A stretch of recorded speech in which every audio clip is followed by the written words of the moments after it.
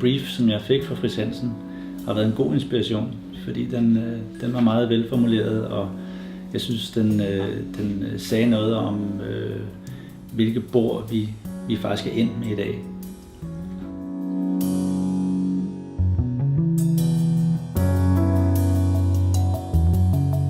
Det der gode ord, approacher bordet, altså hvordan man går til bordet eller sidder ved bordet, den der måde, man går ind og ud af bordet på.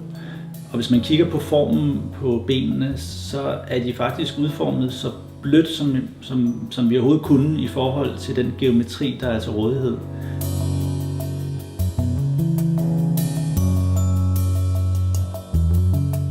Det er altid noget specielt arbejde for Friis Hansen, fordi at der både er den tid og det økonomiske råderum til at lave tingene ordentligt.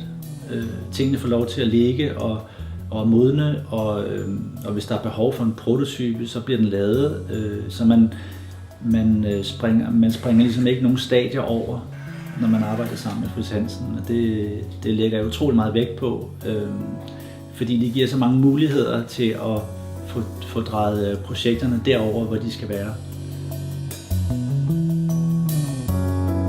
Bordet sidder du normalt flere end en, fordi du mødes med nogen. Så vi synes, jeg synes bordets navn, Pluralis, er ret godt på den måde. Der er den lille detalje også ved kontrasten, for der er faktisk en ret stor kontrast, når du ser på hele bordet, på hele konstruktionen, at det, der sker imellem bukkene, det er faktisk to, man kan kalde det iskoldt konstrueret sarve.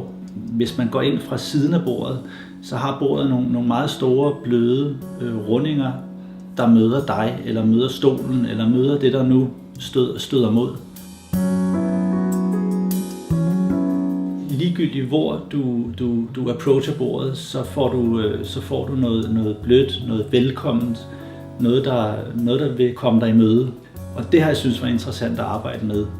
Det har været mit udgangspunkt for den konkrete form på de her bukke. Jeg hedder Kasper Salto. Jeg er uddannet industriel designer og møbelsnedker.